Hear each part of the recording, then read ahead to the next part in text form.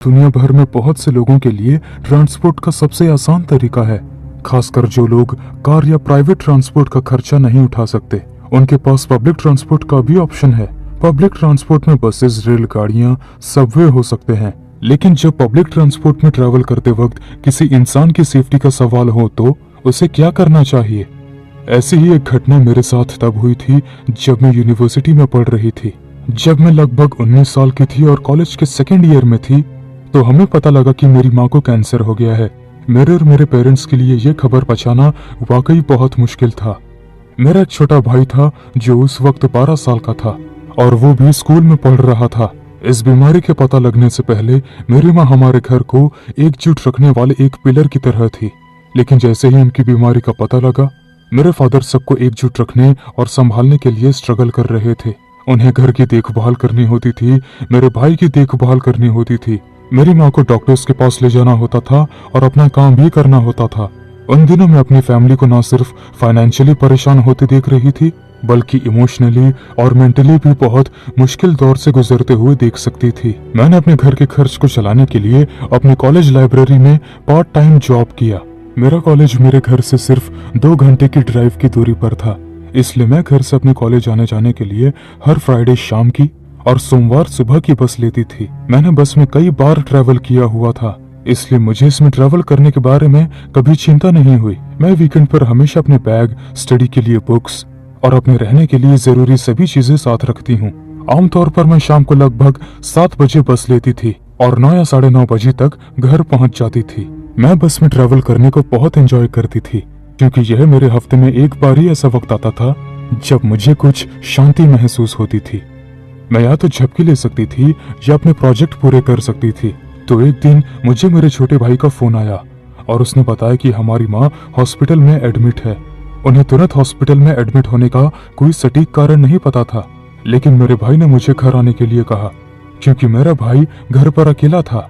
वो बुधवार का दिन था और शाम के करीब 8 बजे हुए थे। मैं किसी भी तरह से घर जाने के लिए तैयार नहीं थी, लेकिन मुझे पता था कि मुझे अपने फैमिली के लिए वहां रहना होगा। इसलिए मैंने जल्दी से एक छोटा डबल बैग पैक किया। मैं अच्छी तरह से जानती थी कि मेरे होम टाउन के लिए आखिरी बस रात 9 बजे रवाना होगी। मैं किसी तरह 8:45 तक बस स्टॉप पर पहुंचने में कामयाब रही। मैं बहुत टेंशन में थी, मुझे अपनी माँ की बहुत फिक्र हो रही थी। मैं अपने फादर को फोन करके यह पता लगाने की कोशिश कर रही थी कि माँ कैसी है। मेरे पापा का फोन या तो बंद था या कवरेज एरिया से बाहर था। मैंने आखिरकार विलियम को लैंडलाइन पर फोन किया और उससे कहा कि जब तक मैं नहीं आऊं तब तक फोन करते रहना। वो अपनी उम्र के हिसाब से बहुत स्मार्ट बच्चा था। जब मैं बस का इंतजार कर रही थी और अपने फोन पर बात कर रही थी, तो मुझे पता ही नहीं चला कि बस स्टॉप पर 2 लंबे और पतले टीनेज लड़के भी मेरे नजदीक खड़े हुए थे। आमतौर पर जब मैं 7 बजे की बस लेती थी तो उस बस में बहुत सारे पैसेंजर्स होते थे, इसलिए मुझे अकेले ट्रैवल करना हमेशा सेफ लगता था। लेकिन इस बार मुझे एहसास हुआ कि वहाँ मेरे और अजीबोगरीब दिखने वाले उन 2 लड़कों को छोड़कर बस स्टॉप एकदम सुनसान था। मैं तब तक कुछ भी रिएक्ट नहीं करना चाहती थी जब तक कि वो दोनों कुछ हरकत करने की कोशिश न करें। मैं ऐसा इंसान नहीं बनना चाहती थी जो दूसरों को उनकी शक्ल सूरत देखकर जज करता हो। मुझे बस आने की जल्दी हो रही थी ताकि मैं जितनी जल्दी हो सके अपने भाई के पास पहुंच सकूं। तभी मुझे अचानक अपने कंधे पर थपकी महसूस हुई।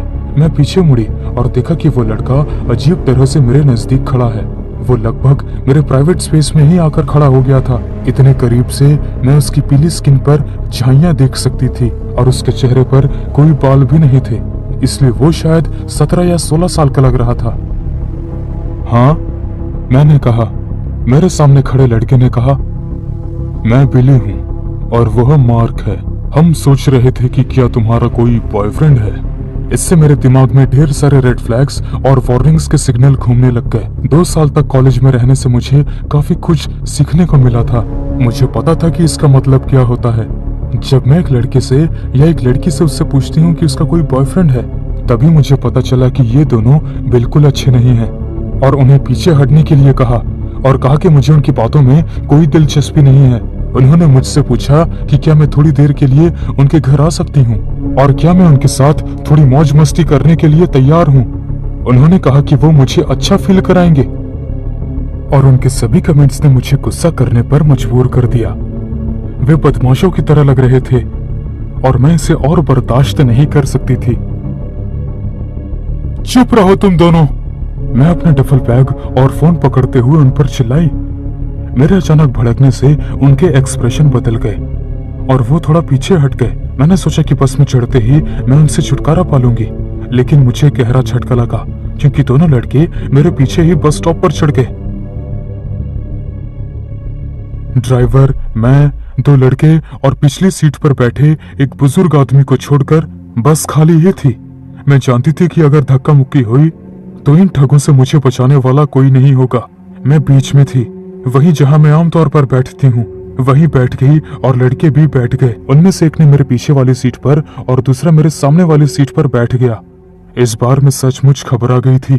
मैंने अपने फादर को फोन करने के बारे में सोचा, लेकिन मुझे पता था कि वो पहले से ही मेरी माँ के लिए बहुत परेशान होंगे, इसलिए मैंने उन्हें परेशान ना करने के लिए फोन नहीं किया। मुझे पता था कि मुझे अपने लिए स्टैंड लेना होगा। मैं खिड़की के पास बैठ गई और मुझे महसूस हो रहा था कि मेरे पीछे बैठा लड़का मेरे बालों से खेल रहा है, इसलिए मैंने अपने बालों को बांध लिया। तभी मेरे सामने बैठा लड़का घूमा और मेरी गर्दन पकड़ ली, मुझे अपनी तरफ खींचा और मेरे मुंह पर अपने होंठ रख दिए।